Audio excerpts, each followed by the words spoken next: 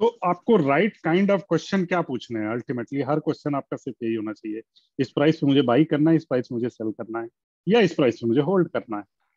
तीन क्वेश्चन आपको हर फेज में पूछने हैं। तो जब आप चार्ट देखते हो ना, तो इस चार्ट को यहाँ से देखते समय हर प्राइस पे पूछो, यहाँ पे मुझे बाइंग करना चाहिए था, यहाँ सेल करना चाहिए था, यहाँ बाइंग करनी चाहिए थी, यहाँ सेल करना चाहिए था, यहाँ बाइंग करनी चाहिए थी, यहाँ सेल। तो वो चीज जब आप सोचना शुरू करोगे प्राइस को देखते हुए कि यहाँ पे मैं क्या कर रहा होता, आप प्राइस चार्ट को हमेशा ऐसे सेट कर दो।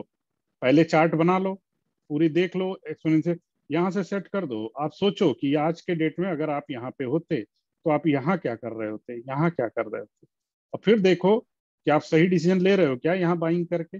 आगे आपको प्राइस बता ही देगा कि आपने सही डिसीजन लिया कि नहीं लिया। तो जब भी कोई नए नए चार्ट को स्टडी करिए, ऐसे हिस्ट्री में जाके देखिए आप सही डिसीजन ले पा रहे हो कि नहीं ले पा रहे हो। आज के बेसिस पे, आज के नॉलेज के बेसिस पे यहाँ पे चार्ट बनाइए कि कब मेरा बाइंग सिग्नल आएगा। यहाँ पे रिलायंस को 2009 में मैं क्या कब बाई करूंगा, कब सेल कर दूंगा। चलो यहाँ के बेसिस पे अगर मैं देखता तो मैं कहता कि मैं यहाँ से एक ट्रेंड लाइन बनाऊंगा और ये लास्ट लोज लेके, और जिस दिन ये ट्रेंड लाइन टूट जाएगी मैं इसमें से निकल जाऊंगा। तो ये ट्रेंड लाइन टूट गई एग्जैक्ट सेम पॉइंट पे, प्राइस कहाँ गए उसके बाद? तो ये यहाँ पे अगर सेल किया 480 पे तो ये प्राइस कहाँ तक चले गए? 300, 334, 334। 334 तक। तो ये कितना परसेंट का लॉस हो गया? 480 टू 334, ऑलमोस्ट 25% का, 30, yeah. 25% से भी ज्यादा का आपको लॉस हो बच गया, राइट? आपका लॉस बच गया अगर आपने यहाँ सेल किया किसी एक डिसीजन पे, सिर्फ एक डिसीजन पे। आपका एक्सपोनेंशियल मूविंग एवरेज भी टूटा, आपका ट्रेंड लाइन भी टूटा। So was this effective? फिर आप बाइंग कब करोगे? आप बाइंग करोगे, आप डिसीजन लोगे ये पर्टिकुलर जोन जो है ये प्राइस में ये हाई बन गया है यहाँ पे एटलीस्ट। अगर आपको क्विक लेना है, यहाँ तक नहीं है तो अपॉर्चुनिटी मिस हो जाएगी, राइट? तो आप क्या कर सकते हो कि ये प्रीवियस हाई का ये एक जोन बन गया है, जब प्राइसेस इसके ऊपर आएंगे तब मैं बाइंग करूंगा। तो अभी यहाँ से तो बहुत बड़ी अपॉर्चुनिटी है 300 से। तो आप क्या कर सकते हो, उसके बाद आप डिसाइड कर सकते हो कि अभी जब ईएमए कभी क्रॉस करेगा तो मैं ट्राई कर सकता हूँ। अब आप जब ये ईएमए फ्लैटिश हो गया है, आप जितने ग्रीडी बनोगे उतने आपके फेल के चांसेस बढ़ जाएंगे। तो देखो आप एक 100% की अपॉर्चुनिटी, 100 रुपीज की अर्न करने की पॉसिबिलिटी है अगर किसी स्टॉक में, आप पूरा 100 लेने की कोशिश कभी नहीं कर पाओगे। एक्सट्रीम लो पे बाई, एक्सट्रीम हाई पे सेल नहीं कर पाओगे। लेकिन एक बीच का फेज ऐसा होगा ना 20, 30, 40 रुपीज का, जो आप लेस रिस्क के साथ बाई कर पाओगे और 30, 35, 40% वो मिलेगा। तो कोई भी स्टॉक में आप 100% गेन के लिए नहीं जा सकते कि अरे मैं लोएस्ट प्राइस पे बाई कर लूं और एकदम हाईएस्ट पे सेल कर दूंगा। ऐसा सिर्फ ड्रीम में होता है। हाँ? तो आपको क्या करना चाहिए, सही अपॉर्चुनिटी पे बाई करना है, उसके बाद चाहे वो 20% देगा, 10% देगा, तो उससे होगा क्या? अगर आप कॉन्स्टेंटली 10, 15, 20% बना रहे हो तो क्या होगा? आज एक्स स्टॉक में अपॉर्चुनिटी है, कल वाई स्टॉक में होगी, परसों 10 जेड स्टॉक में होगी, राइट? और अगर आप लकी निकलोगे और वो ट्रेंड कंटिन्यू हो जाएगा तो आपको 4x, 5x, 6x, 10x भी देगा रिटर्न। समझ रहे हैं मैं क्या कन्वे करना चाह रहा हूँ? आप स्टार्ट हमेशा 10, 20, 30% के लिए करोगे। अगर वो ट्रेंड कंटिन्यू हो गया, आप लकी रहे, वो स्टॉक सही से चलता रहा, तो आप उसमें री बाइंग ऐड ये सारी करते हुए उसमें आपको 10x की भी अपॉर्चुनिटी मिलेगी, 100x भी हो सकता है। कौन जानता है अगले 10 सालों में, 5 सालों में वो स्टॉक कहां तक जा सकता है। इन दैट सेंस कभी भी आप बॉटम बाइंग और टॉप सेलिंग की कोशिश नहीं करनी चाहिए। ये आपको पता नहीं है कि ये कहां तक जाएगा। तो निगेटिव ट्रेंड में एक्सपोनेंशियल मूविंग एवरेज के नीचे मेरे लिए बाइंग अपॉर्चुनिटी नहीं है। अब चलिए मैं इसी बेसिस पे देखता हूं मुझे कब बाइंग अपॉर्चुनिटी आई। देखते हैं कितने साल में रिलायंस में इन्वेस्ट करने हो जिससे बच जाता। यहाँ पे अब मेरे लिए अपॉर्चुनिटी आई, ये ट्रेंड ब्रेक किया। तो मैंने अगर इतने सालों तक रिलायंस को वॉच किया है, पहले मूविंग मंथली एवरेज पे यहाँ पे जैसे ही क्रॉस किया, मैं अगले मंथ में पहली तारीख को बाई कर लूंगा। अब मैं बाइंग करूंगा, मेरा रिस्क क्या है? अब जब भी ये 569 और इसके थोड़ा नीचे मैं स्टॉप लॉस रख लूंगा, वो मेरा रिस्क है। अब आगे क्या हुआ? आई प्रूव्ड लकी, तो ये ऊपर ट्रेंड गया। चालू हो गया। अभी मैं सेलिंग की बात नहीं कर रहा हूँ, जस्ट सिंपल बाइंग की। तो एक रूल बनाया मैंने और उसकी वजह से मैं रिलायंस में कितने सालों तक इन्वेस्ट करने से बच गया। अब हो सकता है कि कोई स्टॉक यहीं पे ब्रेकआउट दे देगा, but you understand the principle कि आपने एक प्रिंसिपल बनाया, आपने एक रूल बनाया, और वो रूल जब तक फॉलो नहीं होगा आप उसको टच नहीं करोगे। This is how it is going to work. तो जब इस तरह से बाइंग नहीं भी करते हो ना, तो वो आपके लिए क्या है, लॉस से बचना है। आपका कैपिटल इन्वेस्टेड नहीं रहा 8-9 साल तक। इस पीरियड में कोई तो स्टॉक रहे होंगे जो ऊपर जा रहे होंगे, तो रिलायंस यहाँ इन्वेस्ट करना अच्छा है। तो इस तरह से अब जो भी इस तरह से साइडवेज अच्छा कंसोलिडेशन दे रहे हो, तो अब आपको तो ये तो बहुत अच्छी बात होगी। एक रूल मिल गया कि 8-9 साल का इन्वेस्टमेंट अगर ब्रेकआउट होता है तो ये तो बहुत अच्छा रिटर्न दे सकता है। तो स्टॉक ऐसे ढूंढने शुरू करिए जो पिछले 6 साल, 5 साल, 4 साल, 2 साल, तो ये हर टाइम फ्रेम पे मिलेगा। कोई 2 वीक का कंसोलिडेट होकर स्टॉक निकल रहा होगा, तो जनरली 6 वीक एक कंसोलिडेशन पीरियड मानते हैं। तो 6 वीक से लेके आप मल्टी ईयर तक के ट्रेंड को देखना शुरू करिए, कहां पे ब्रेकआउट मिल रहा है। तो ये एक सिर्फ मंथली चार्ट पे हुआ। अब आप, मैं इसको डिलीट कर देता हूँ, वीकली चार्ट पे आऊंगा, लेटेस्ट में क्या हो रहा है देखना शुरू करूंगा। तो अभी वीकली चार्ट पे यहाँ एक लो मिला, ये लोएस्ट पॉइंट मिल गया मेरा, 0 मिल गया मुझे, ये 1 मिला, ये 2 मिला, 3, 4, अभी तक सारे लोज धीरे धीरे ऊपर ही बन रहे हैं, फ्लैटिस थोड़ा ऊपर ही हो रहा है। अब अपने आईज को थोड़ा सेट करना पड़ेगा आपको, हाईज और लोज को ध्यान से देखना शुरू करिए, आपको ट्रेंड इमर्ज होना शुरू होंगे। ये प्रैक्टिस से आएगा आपको। यहाँ पीक लीजिए, इस पीक प्राइस को लीजिए और इस पीक को मिलाने की कोशिश करिए, देखिए क्या कोई ट्रेंड इमर्ज हो रहा है। परफेक्ट। Yes. यहाँ जो रेजिस्टेंस था वही आगे सपोर्ट बन गया। वॉज दिस गुड और नॉट? Yeah, it's good. तो आप क्या कर सकते हो, इसको रिफाइन थोड़ा कर सकते हो यहाँ, राइट, इसको थोड़ा नीचे रख सकते हो, इन द सेंस कि आपको एक इस तरीके से देखने की हैबिट डालनी होगी स्टॉक्स को। बार बार यहीं से क्यों लौट रहा है, अपने आप क्वेश्चन पूछिए, ये स्टॉक यहाँ से लौट रहा है या नहीं, यहाँ कोई इमेजिनरी लाइन है, ये इमेजिनरी लाइन ही है, राइट। प्राइस पे तो एक्चुअल हो नहीं रहा है, तो ये आपकी एक ट्रेंड है।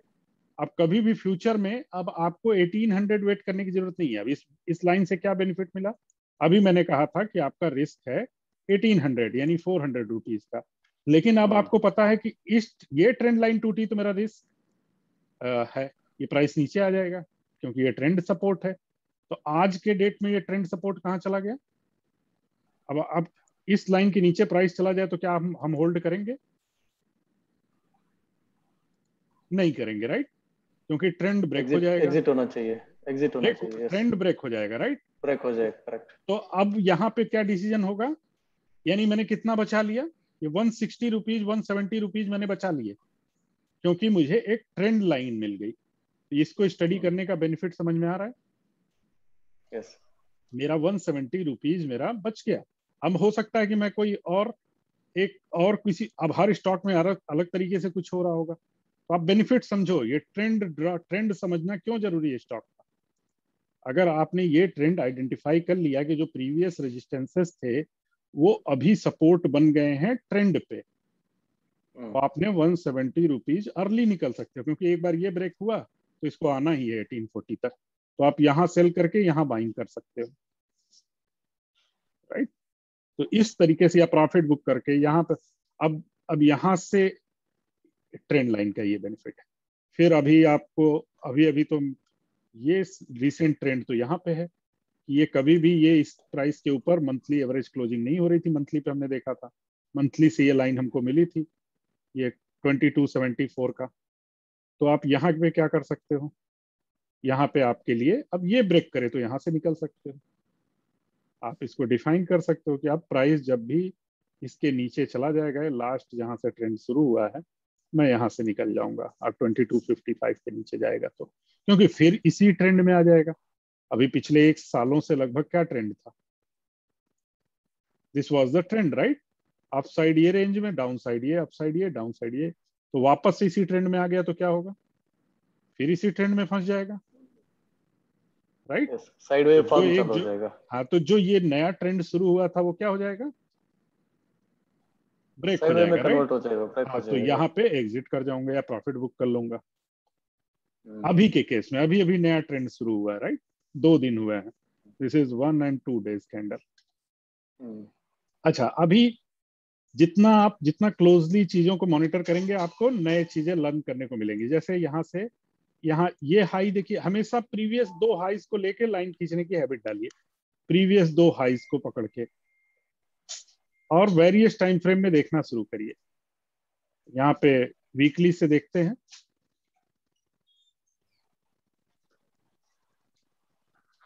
वीकली से देखते हैं यहाँ पे, तो ये यहाँ ऊपर गया, वापस यहाँ से नीचे आया। यहाँ पे ट्रेंड लगा के सेट करके देखते हैं कि क्या इस तरह से कोई ट्रेंड बन रहा है। बॉडी देखिए उसकी, बॉडी इसके नीचे थी, ऊपर गया, यहीं सपोर्ट लिया। तो ये इस तरीके से आपको यहीं पे सिग्नल जनरेट हो सकता है, क्योंकि ये साइडवेज में एक बार नीचे आता है, एक बार ऊपर जाता है, एक बार नीचे आता है, एक बार ऊपर जाता है। अभी ऊपर से लौटा और सपोर्ट से घूम रहा है। तो अगर कोई ग्रीडी है, रिलायंस में उसको इंटरेस्टेड है, तो यहाँ पे भी एक छोटी एंट्री कर सकता है, क्योंकि अभी उसे पता है ये प्राइसेस एक बार तो 2255 की तरफ जा ही रहे हैं। This price is already, sequence क्या बोल रहा है कि ऊपर गया, नीचे गया, ऊपर नीचे, ऊपर नीचे, और यहाँ से उठ रहा है। यहाँ के बाद उसको आइडेंटिफाई हो रहा है कि उठ रहा है। तो यहाँ पे अभी उसे ये तो पता है कि यहाँ तक तो आ ही रहा है, let me take a chance, और यहाँ ब्रेकआउट मिल गया तो मैं कंटिन्यू कर लूंगा। Is this point clear? सब लोग रिप्लाई करिए प्लीज। दर्पण जी, और एक क्वेश्चन था इधर। फॉर एग्जांपल अभी we are investing Reliance for a long term, तो एग्जिट एंट्री करते रहना पड़ेगा इन सच केसेस, मंथली या अभी डेली आपको चार्ट पे मैंने भी? बताया कि हर ट्रेंड की शुरुआत, चाहे डाउन ट्रेंड की शुरुआत होगी होगी तो आवरली पे ही। Whether you are sensitive to take the decision on hourly, okay, you will say no, I will not take 5-10% के में फ्लक्चुएशन, मेरे लिए फर्क नहीं है। तो आप डेली चार्ट पे चले जाओगे। अभी यही बात मैं आपको समझा रहा हूँ, यही राइट, जब आप राइट क्वेश्चन पूछोगे तो यही राइट आंसर आएंगे। आज के डेट में इसका रिस्क क्या है? 800 रुपीज मैंने मंथली पे डिसाइड किया। Are you willing to take that 800 rupees risk? आप कहोगे नहीं, ये तो बड़ा रिस्क है, तो आप वीकली पे चले जाओगे। फिर वीकली पे आपको पता चलेगा कि ये ट्रेंड टूट जाता है तो यानी ये निगेटिव ट्रेंड शुरू हो जाएगा। आपके पास एक ट्रेंड लाइन है, आपके पास एक सपोर्ट लाइन है। तो आप डिसीजन कैसे लोगे? 5-10 साल के लिए कर रहे हो, 20 साल के लिए कर रहे हो, नहीं कर रहे हो, आप पैसे के लिए कर रहे हो। यही बात मैं इतने देर से समझा रहा हूँ कि 9 साल तक रिलायंस डाउन ट्रेंड में रहा। आपके लिए कोई अब ऐसा बोलता रहे मैं तो लॉन्ग टर्म इन्वेस्टर हूँ, बोलते रहिए आपको जो बोलना है। प्राइस थोड़ी बताएगा कि आप लॉन्ग टर्म इन्वेस्टर हो, शॉर्ट टर्म इन्वेस्टर हो। आप बताइए, यहाँ पे भी तो कोई रिलायंस को लॉन्ग टर्म इन्वेस्टर बन सकता है, क्योंकि प्रीवियस ट्रेंड तो बहुत अच्छा था, it was a good stock. ये तो अपॉर्चुनिटी लग रही होगी लोगों को, राइट, कि ये डिप मिल गया, क्योंकि ये स्टॉक तो इतना ऊपर चला हुआ है। मैं आपके किसी पर्सनल बिलीफ पे नहीं करता हूँ, दिस इज आर्गुमेंट, राइट। तो आप लॉन्ग टर्म इन्वेस्टर बनिए, लेकिन आप रूल को फॉलो करिए। अब आप समझिए कि जब ट्रेंड चेंज हो जाता है तो क्या होता है। तो आप मंथली, लॉन्ग टर्म जो भी इन्वेस्टर बनना है, अगर आपको लगता है मंथली सपोर्ट से मेरा बहुत दूर है, कल को कोई भी गिरावट आएगी, यहां तक आ सकता है अगर मैं प्राइस को मॉनिटर नहीं करूंगा तो आपके लिए मंथली बहुत रिस्की दिख रहा होगा कि वो 800 रुपीज लूज कर सकता हूं मैं। चलो, तो आपने नेक्स्ट डिसाइड किया स्विंग लो तक तो मैं देखूंगा, क्योंकि प्राइसेस तो स्विंग हाई स्विंग लो में ही चलते हैं। तो आप डिसाइड कर सकते हो कि प्रीवियस स्विंग लो तक मैं इन्वेस्टेड रहूंगा। प्रीवियस स्विंग लो, तो प्रीवियस स्विंग लो हो गया 2027, ये आपके लिए रिस्क डिफाइन हो गया, क्योंकि अभी कभी भी प्राइसेस स्विंग लो के नीचे तो नहीं आते हैं, राइट। तो अगर स्विंग लो के नीचे आता है तो क्या हो सकता है? नेक्स्ट ट्रेंड क्या शुरू हो सकता है? डाउन ट्रेंड चालू होने का सकता है। तो this is how you take the decision, this is the answer you are giving to yourself कि आपको कब तक रुके रहना है। अगर अब आपको लगता है कि it is very clear that के yeah, it is very clear when it's a long term or short term you should monitor and take the decisions for exit entry. Monitor कहाँ, आप देखो कि आपका रिस्क क्या है इस पर्टिकुलर पॉइंट पे। अभी भी ये 400 रुपए का रिस्क है, तो ये तो 20% का रिस्क है। 20% के लिए ही तो आप इन्वेस्ट कर रहे हो पूरे साल के लिए, तो अभी भी रिस्क बहुत बड़ा है। तो आप क्या कर सकते हो? डेली चार्ट पे जा सकते हो। इसीलिए मैंने ये एक्सरसाइज आपको हर टाइम फ्रेम पे ले करने के लिए कही है कि आप मंथली पे कुछ डिसीजन लोगे, वीकली पे लोगे, फिर डेली पे लोगे। अब डेली पे क्या डिसीजन ले रहे हैं कि ओके 200 डेज के मूविंग एवरेज के आसपास ये है, ये मेरी ट्रेंड लाइन है, ये प्रीवियस ब्रेकआउट पॉइंट है जो 2255 पे है।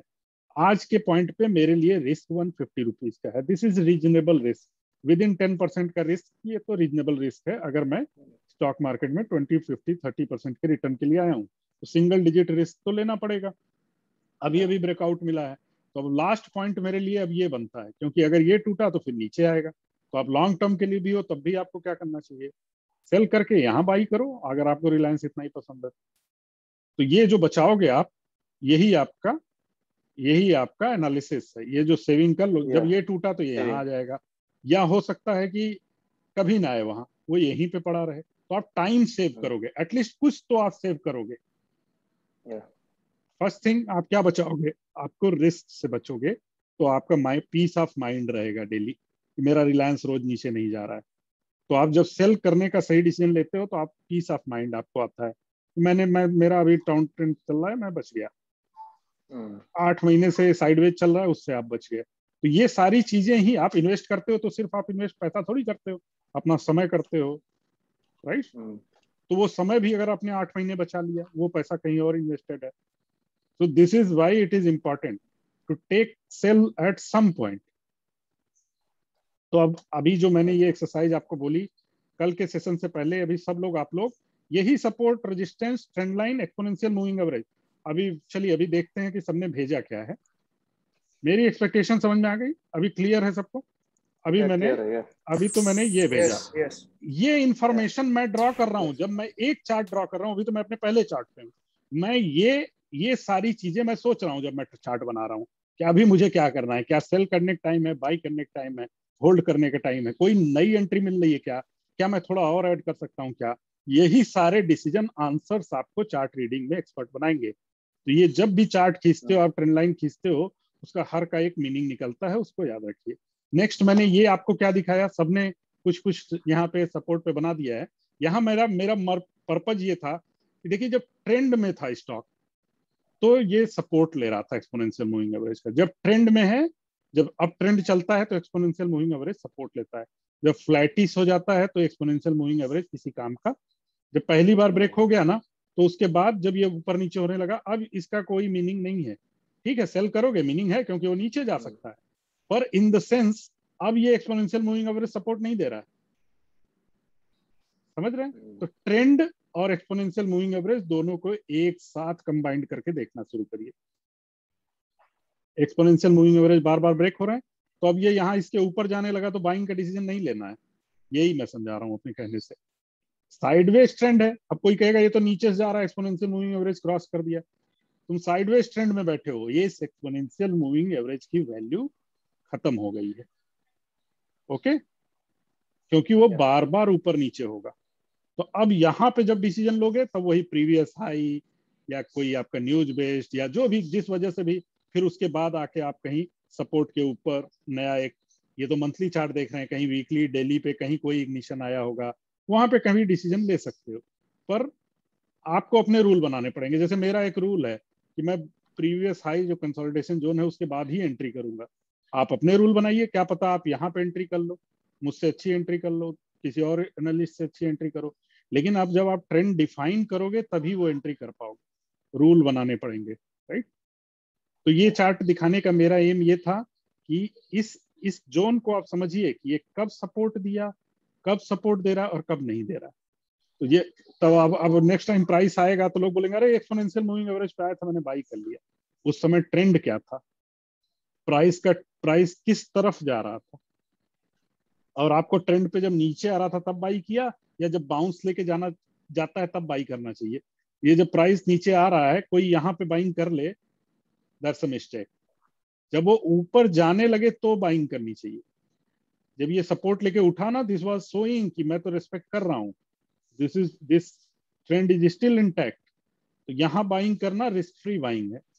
और यहाँ बाइंग करना क्या हो सकता है, वेरी रिस्की, क्योंकि आगे ट्रेंड क्या हो सकता है, क्योंकि ट्रेंड आगे क्या हो सकता है, डाउन ट्रेंड भी हो सकता है। चलिए नेक्स्ट चार्ट से मैंने क्या दिखाया कि प्राइसेस पैरेलल चैनल में चल रहे थे, जैसे ये रेंज पैरेलल चैनल चल रही थी, मैंने यहाँ कट कर दिया है इन्फ्लुएंस ना हो। अब इस लाइन को आप आगे ड्रॉ करिए, तो यहाँ पे ये क्या हो गया था, कभी प्राइस ये चैनल से बाहर आ गया था, तो यहाँ पे सेल सिग्नल था ट्रेंड बेसिस, चैनल बेसिस पे। अब ये प्राइस देखिए यहाँ इसी चैनल में ऊपर नीचे चल रही है, तो इसको ड्रॉ करने से बेनिफिट क्या हुआ, मैंने इन 2 पॉइंट्स को लेके और यहाँ लेके बनाया। 4 पॉइंट्स चाहिए होते हैं जनरली पैरेलल चैनल ड्रॉ करने के लिए, 1 2 3 4 को लेके बनाया। तो जब ये प्राइस यहाँ पहुंचा ना और यहाँ से रिटर्न शुरू हुआ, तब आपको समझना चाहिए कि मैं तो अब तो रेजिस्टेंस जोन में आ गया हूँ। तो जब ये प्राइस अभी चल रहा है, ये ट्रेंड, अभी ये ट्रेंड बहुत क्लियर नहीं है, मैंने ये सेंटर लाइन लेके ड्रॉ किया हुआ है, तो ये यहाँ इस लाइन पे पहुंचेगा तो आपको क्या करना पड़ेगा, कॉशियस रहना पड़ेगा। This parallel channel is not very clear, क्योंकि ऊपर का एक पॉइंट नहीं है, प्रीवियस हिस्ट्री में सिंगल पॉइंट के बेसिस पे बना है। तो जब दो पॉइंट, दो ऊपर और दो बॉटम मिल जाएंगे तब एकदम क्लियर पैरेलल चैनल रहेगा। लेकिन अभी भी ऐसा हो सकता है कि ये अभी इसको मैंने सेंटर लाइन मार्क करके ये बना दिया है, क्योंकि ऊपर का भी पॉइंट नहीं है। अब ये पॉइंट को लेके अगर थोड़ा सा सोचें तो ये 1 और ये 2 पॉइंट को लेके कंसीडर कर सकते हैं इसको एक ऑलमोस्ट पैरेलल चैनल। तो ये इस जोन में क्या होना पड़ेगा, 26-2700 के जोन में कॉशियस होना पड़ेगा इस चैनल पे जब ये टॉप पे पहुंचेगा, क्योंकि वहां से रिवर्सल शुरू हो सकता है। ठीक है, तो इस ऊपर की मार्केट में यहाँ बाइंग करना क्या है, रिस्क है। चैनल के बॉटम में बाइंग करना, जैसे ही राइट सिचुएशन क्रिएट हो, it's a good thing. Channel के टॉप में रिस्क रहता है, वो हमेशा सोचना चाहिए। यहाँ पे ये चीज, ये मैंने आपको ऑलरेडी दिखाया। इस तरह के ट्रेंड को आइडेंटिफाई करिए हर टाइम फ्रेम पे, एवरी टाइम फ्रेम। जैसे ये जो प्रीवियस हाइस थे यहाँ पे, वो आगे क्या बन गए। तो जब ये गिर रहा था और आपके पास ये ट्रेंड लाइन होती यहाँ पे, तो आप यहाँ पे क्या कर सकते थे, यहाँ उठते ही,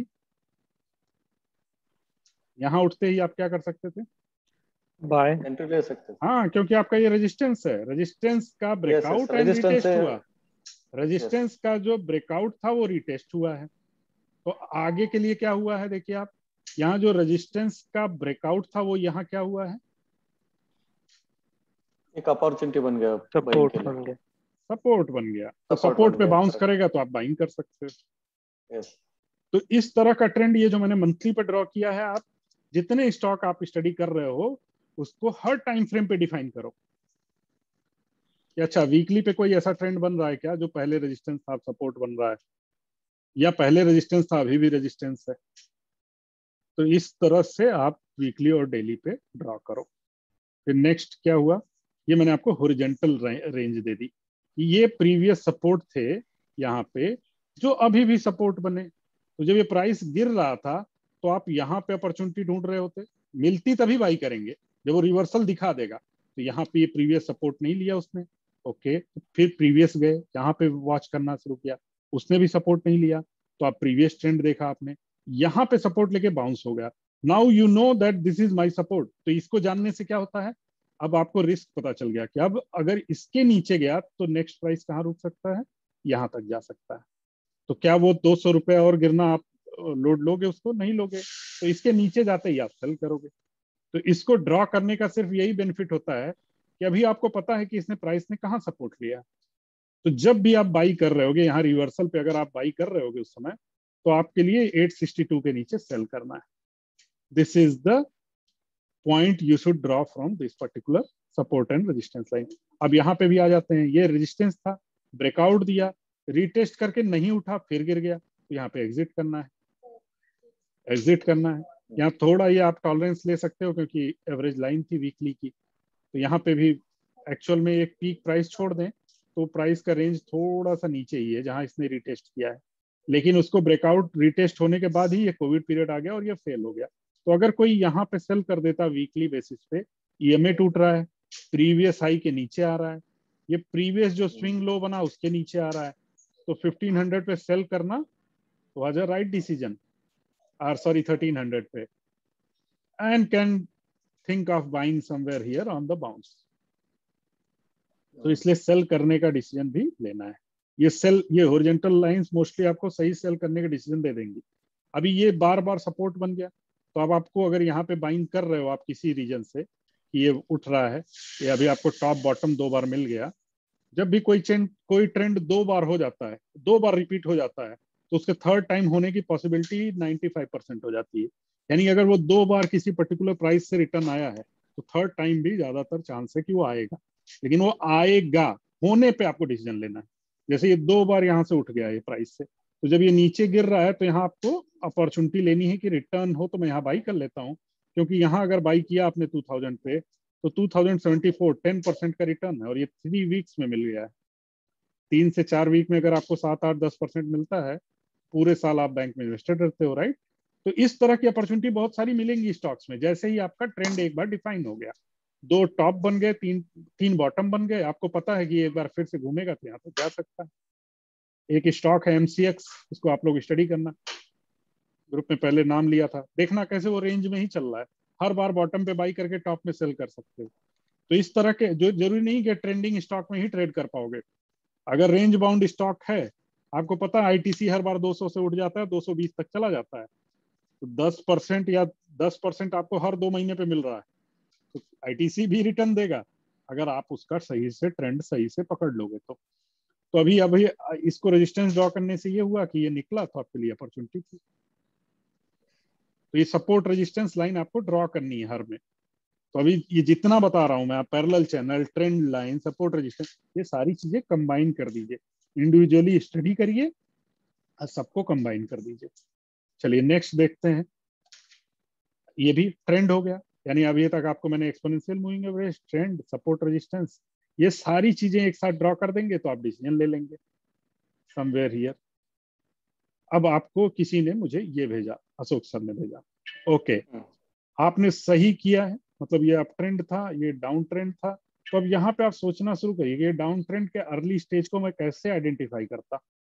ये मंथली चर आपने लगाया है, और कोशिश करिए 3 EMA के जगह आप 50 एंड 200 ही लेके चलिए, 50 एंड 200 ही स्टडी करिए, बाद में आप ले सकते हैं। अब ये साइडवेज ट्रेंड आपका हो गया क्योंकि एक्सपोनेंशियल मूविंग एवरेज बार बार टूट रहा है, प्रीवियस हाई क्रॉस किया, नया ट्रेंड शुरू हो गया, फिर यहाँ पे आपका डाउन ट्रेंड हो गया, सारे एक्सपोनेंशियल मूविंग एवरेज 1 by 1 करके टूटने लगे। अभी भी क्या ट्रेंड है, उसी EMA के आसपास है, ट्रेंड लाइन सारे EMA फ्लैटिश है, तो आपको पता है कि अभी ट्रेंड जो है फ्लैटिश चल रहा है। ओके अब यहाँ पे आपने उसी को दोबारा से भेजा था, आई थिंक, या सेम चार्ट आपने दोबारा भेजा। अब यहाँ पे आपने ये भेजा, इसका इसका ये रेजिस्टेंस का काम किया है, लेकिन ब्रेकडाउन पे मेरा भेजने का सेंस था, जैसे यहाँ पे ये क्यों बनाया है, यहाँ कोई डिसीजन नहीं मिल रहा है, मेरे लिए डिसीजन तब मिला जब उसने ब्रेक किया, मेरे लिए डिसीजन तब मिला जब उसने अपसाइड ब्रेक किया, मेरे लिए डिसीजन तब मिला जब उसने अपसाइड ब्रेक किया, करेक्ट, या अपसाइड से ये कैंडल सही है, ये कैंडल नहीं सही है, यहाँ आपके लिए कोई सपोर्ट नहीं है, कैसे आपने ये कैंडल नहीं बाजू में आना चाहिए, तो हाँ आपको जब ये क्रॉस कर रहा है तो यस और लेकिन ये यहाँ पे आने का सेंस भी नहीं है, क्यों नहीं है, क्योंकि अभी आप साइडवेज है, तो अभी आपके लिए ये कोई इंडिकेटर नहीं है। आपके लिए ये इंडिकेटर तब है जब आप ट्रेंड में, ये देखो ये कंटिन्यूअस यहाँ पे सपोर्ट ले रहा है, दिस इज योर इंडिकेटर कि आप ट्रेंड में यहाँ यहाँ यहाँ यहाँ एक्सपोनेंशियल मूविंग है, हर बार गिरने के बाद उठ रहा है, तो आपको यहाँ कैंडल्स बना, यहाँ पे आपको अपनी इंडिकेटर्स बनाने चाहिए। ओके नेक्स्ट क्या करेंगे, नेक्स्ट उसी को आपने वीकली पे कन्वर्ट कर दिया, लेकिन आप सेम चार्ट देख रहे हो, तो वीकली कैंडल कन्वर्ट करने का ये बेनिफिट नहीं है कि अगर पूरा आपने वीकली पे देखा, 5 साल देखिए, जब भी वीकली लगाइए 5 ईयर देखिए, नहीं तो फिर यहाँ पे आप कुछ डिसीजन ही नहीं ले रहे हो, आप मंथली को ही वीकली पे देख रहे हो, वीकली मतलब 5 ईयर चार्ट लगाइए और उसको देखिए वीकली में क्या हो रहा है, ठीक है, नहीं तो ये सब लाइन इतने पास हो गए हैं, you can not take any decision. तो सेम चार्ट को मंथली से वीकली नहीं कन्वर्ट करना है, वीकली करना है तो उसको वीकली पे स्टडी करना है, लोअर टाइम फ्रेम में स्टडी करना है, डेली पे करना है तो 1 ईयर, 1 ईयर नीचे क्लिक करिए, डेली पे चार्ट कन्वर्ट हो जाएगा, डेली पे हमेशा 1 ईयर। ओके हम क्विकली जाते हैं, अभी 8-9 मिनट है। अच्छा ये चार्ट आया IDFC का, पहले तो आप लोग चार्ट को कैसे पब्लिश करते हैं वो मैं आपको बता देता हूँ। सब लोगों ने ये फोटो खींच के भेजा है, this is not the right way. यहाँ पे आप लोग, यहाँ पे आपने लिया था सर, किसी और का है, मैं सबके लिए बता रहा हूँ। यहाँ पे आप देखिए पब्लिश के बगल में यहाँ कैमरा बटन है, इस पे आप क्लिक करते हो, टेक ए स्नैपशॉट, यहाँ से कॉपी चार्ट इमेज, देखिए ऑप्शन आ रहा है आप लोग को दिख रहा है, से chart image, copy chart image, copy link, Twitter पे डायरेक्ट शेयर कर सकते हैं, कॉपी चार्ट इमेज करिए और उसे पेस्ट करिए, कॉपी चार्ट इमेज करके पेस्ट करेंगे तो जैसे मैं शेयर कर रहा हूं वैसे दिखाई देगा, अच्छा वर्जन दिखाई देगा। ओके तो कोई भी फोटो का फोटो लेके मत शेयर करिए, वो चार्ट बहुत गंदा दिखता है। अब यहाँ पे ये लाइन भी दिख रही है, इस लाइन का क्या सेंस है मुझे नहीं पता, कर्सर भी साइड में कर दीजिए जब भी आप स्क्रीनशॉट ले रहे हो उस तरीके से। अभी यहाँ पे ये EMA ब्रेक किया, बिल्कुल सही है, डाउन ट्रेंड शुरू हो गया, यहाँ पे EMA का सपोर्ट लिया, वेरी गुड, तो इंटरप्रिटेशन सही है आपकी। जब यहाँ पे ये ब्रेक कर दिया, यहाँ पे एग्जिट कॉल है, तो आपका इंटरप्रिटेशन सही है, आपने जो भी ये मार्क किया है मार्किंग सही है। आपने ये डेली चार्ट पे किया है, मैं एक्सपेक्ट कर रहा हूँ कि आप पहले मंथली करिए, फिर वीकली करिए, फिर डेली करिए। इसी आईडीएफसी बैंक को मंथली, वीकली एंड डेली पे आइए और सब में ट्रेंड बनाइए, सब पे सपोर्ट रेजिस्टेंस बनाइए। यहाँ से क्यों उठा, आपको क्या इंटरेस्ट नहीं है ये जानने में कि काश मैंने यहाँ बाई कर लिया होता, क्या यहाँ कोई सपोर्ट था, क्या होना चाहिए, राइट? ये यहाँ से घूमा, जब भी डाउन ट्रेंड चल रहा है आप इंटरेस्टेड रहोगे, राइट, कि इसको कब मैं किस सपोर्ट पे उठे तो मैं बाइंग करूं। चीपेस्ट बाइंग कब होगी, जब सपोर्ट पे उठे तो आप थोड़ा रिस्क ले सकते हो, अगर आपको आईडीएफसी पसंद है तब। अगर आप इन्वेस्टेड रहना चाहते हो तो आप क्या करोगे, ये डाउन ट्रेंड शुरू हुआ, वो आपको आपके राडार में आ जाना चाहिए, आप अपने सपोर्ट लाइन बना के रख दो। कभी तो फ्यूचर में कोई एक सपोर्ट लेगा, वीकली लेगा, मंथली लेगा, और वहां से डाउन ट्रेंड अगर जब वापस से रिवर्सल आता है, डाउन ट्रेंड का रिवर्सल आ जाता है, वापस से अप ट्रेंड शुरू हो जाता है, उसी समय आप ले सकते हो। अब मैं प्रीवियस हाई 70 का वेट थोड़ी करूंगा, प्राइस 40 में चल रहे हैं, ये तो आगे ऑलरेडी 70-80% की अपॉर्चुनिटी है, लेकिन मैं सही समय पे कहीं 48 49 somewhere, I am not studying here, लेकिन कहीं एक जगह पे रिवर्सल होके सही से ट्रेंड स्टेब्लिश हो जाएगा, वहां पे बाइंग कर सकते हैं। तो जब भी आप स्टडी कर रहे हो आप अपना सपोर्ट रेजिस्टेंस सारे ड्रॉ करो। ओके, नेक्स्ट सपोर्ट है वही डेली पे चार्ट आपने ईएमए पे दिखाया है, वेरी नाइस, हर जगह सपोर्ट लेके उठा है, ईएमए लाइन ऊपर जा रही है, तो यहाँ से ये ट्रेंडिंग है, यहीं से ट्रेंडिंग हो गया था और ये यहाँ पे। ओके, नेक्स्ट, ये चैनल बनाया है, चैनल में थोड़े पॉइंट्स और क्लोज हो सकते थे, इस पॉइंट्स को थोड़ा लिया जाए। अच्छा, ये ट्रेंड लाइन सिंपल ड्रॉ की है, तो ये वाली लाइन थोड़ी और नीचे होनी चाहिए थी, ये पॉइंट को और ये पॉइंट को लेके ड्रॉ होनी चाहिए थी, इस तरीके से ड्रॉ होनी चाहिए थी, थोड़ा और क्लोज। ये सारे पॉइंट को मैच करिए, राइट, जितना प्रिसाइज करोगे उतना प्रिसाइज आपको मिलेगा डिसीजन। अभी क्या हो रहा है, यहाँ पे एक पॉइंट लिया आपने, ये पॉइंट लिया है और ये टॉप लिया, एक चैनल बना दिया, परफेक्ट है। तो अब चैनल के बाहर आएगा तो आपके लिए अपॉर्चुनिटी है, लेकिन इमीडिएट कोई रेजिस्टेंस नहीं होना चाहिए, सिर मुड़ाते ओले नहीं पड़ने चाहिए। डाउन ट्रेंड का स्टॉक इसीलिए प्रॉब्लम होती है, क्योंकि वो जितनी बार निकलना चाहता है उसको लोग हथौड़े मार मार के वापस भेजते हैं, क्योंकि वो निकलेगा अब एक्सपोनेंशियल मूविंग एवरेज का रेजिस्टेंस, फिर उसके जो पहले सपोर्ट था उसका रेजिस्टेंस, तो ऐसे मल्टीपल रेजिस्टेंस आते रहेंगे, तो उसमें एनफ फोर्स होना चाहिए कि उन सबको तोड़े। तो निकलते वक्त इमीडिएटली रेजिस्टेंस न रहे, वो ध्यान रखना चाहिए, एटलीस्ट एक रेजिस्टेंस कोई क्रॉस कर जाए फिर डिसीजन लेना चाहिए। Again, chart interpretation is right, थोड़ा और क्लीन ड्रॉ करिए और पब्लिश के बगल में जो कैमरा बटन है उसका यूज करिए। ओके, डेली चार्ट पे 2015 से लेकर 2022 तक इतना सारा बना दोगे, डेली कैंडल का डेली ईएमए कुछ दिख नहीं रहा है, राइट, और ये यहाँ पे भी कुछ नहीं दिख रहा है। अब डेली ईएमए तो मल्टीपल टाइम ब्रेक कर रहा है, तो आप वीकली का इंडिकेटर डाल रहे हो, डेली का चार्ट दिखा रहे हो, ईएमए तो कितनी बार इसमें बीच में ब्रेक हुआ है, कितनी बार ऊपर गया है, so this is not the correct chart. तो आप जब भी आप ये इंडिकेटर दिखाने का ये मतलब है कि ईएमए ब्रेक किया, ये मैंने सपोर्ट दिया, ये दिखाने का ये सेंस है। ओके, ये भी डेली चार्ट पे बहुत लंबा टाइम फ्रेम है, उसको कन्वर्ट करिए। अच्छा, ये डाबर का चार्ट है, डाबर का चार्ट अगेन चैनल सेटिस्फैक्टरी नहीं है, क्योंकि आपने लोअर पॉइंट्स भी नहीं मैच कराए, अपर पॉइंट्स भी नहीं मैच कराए, तो ये चैनल का सेंस नहीं है। चैनल हमेशा दो बॉटम दो टॉप कहीं पे लेके ड्रॉ होगा, यहाँ पे कोई पॉइंट्स मैच नहीं कर रहे हैं, तो मैच कराइए, पॉइंट्स लीजिए और उसको सही से मैच कराइए। अगेन, ये ट्रेंड लाइन एक दिख रही है, थोड़ी ठीक दिख रही है, मल्टीपल पॉइंट्स इस पे टच कर रहे हैं, ग्रीन वाली लाइन ठीक है, ये रेड वाली रेजिस्टेंस लाइन भी ठीक है, ये ब्रेकआउट हुआ, यहाँ पे ट्रेडिंग अपॉर्चुनिटी दिख रही है। तो ओवरऑल इनिशियल स्टेज में मैं बोलूंगा ठीक है, पर और रिफाइन करिए, और मैं जब ड्रॉ करता हूँ तो आप और उसको सही से देखिए, तो आपको आइडिया लगेगा कितना क्लोजली कितना पॉइंट को लेके आप चल सकते हो। उसी चार्ट को आपने थोड़ा जूम वर्जन में दिया है, अगेन इट्स ओके। यहाँ पे सपोर्ट था, ये ग्रीन लाइन के सपोर्ट से प्राइस उठ रहा है, ये ब्रेकआउट दे रहा है, यहाँ ब्रेकआउट की अपॉर्चुनिटी है, ट्रेड करने की अपॉर्चुनिटी थी, यही स्टॉप लॉस ले सकते हैं। Okay, again same Tech Mahindra में भी ऐसा ही है, ये रेजिस्टेंस ये रेजिस्टेंस, ये ब्रेकआउट मिला, परफेक्ट है।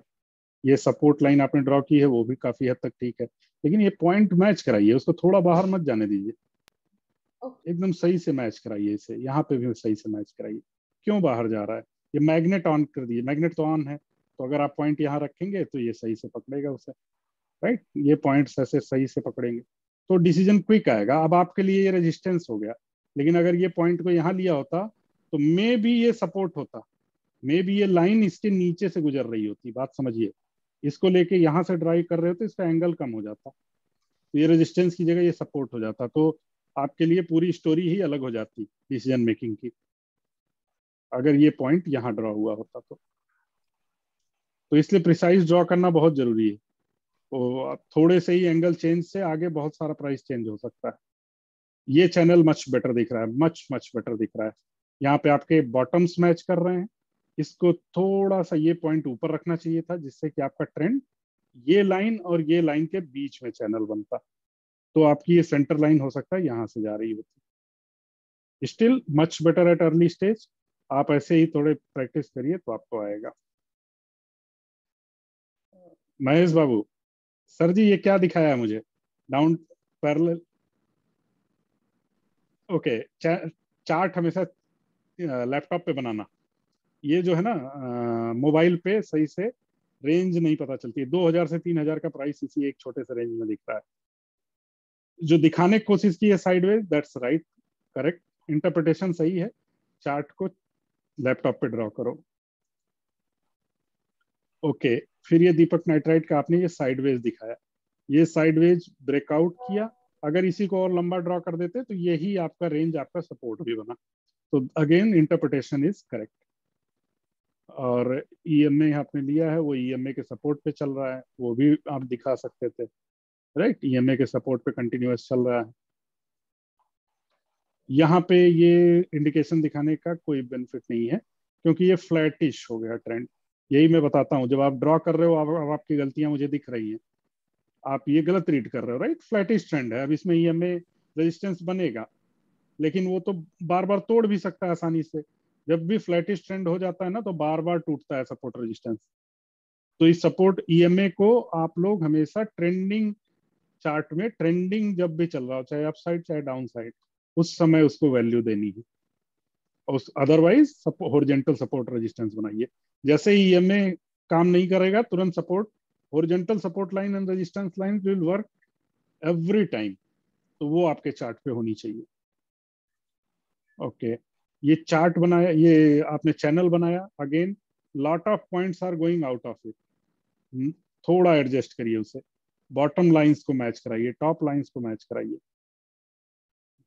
जरूरी नहीं कि हर बार बने ही पैरेलल चैनल, तो आप अगर नहीं बन रहा है चैनल, जबरदस्ती नहीं बनाना, तो आप क्या कर सकते हो, सिंपल सिंगल सिंगल दो लाइन लेके बना सकते हो, ओके। हो सकता है प्राइस कंजर्व हो रहा हो सकता है प्राइस थोड़ा आउटवर्ड जा रहा हो, कोशिश करिए। मुझे लगता है ये चैनल बन सकता है सही से, क्योंकि ये पॉइंट और ये पॉइंट जो आपने ऑरेंज लाइन बनाई है ना, इसी के बेसिस पे पैरेलल चैनल ड्रॉ होना चाहिए था, ओके। यहाँ पे आपने ये भेजा, इस ऑरेंज लाइन का मुझे सेंस नहीं दिख रहा है, ये किस बेसिस पे ये लाइन ड्रॉ है, इस चार्ट पे नहीं दिख रहा है।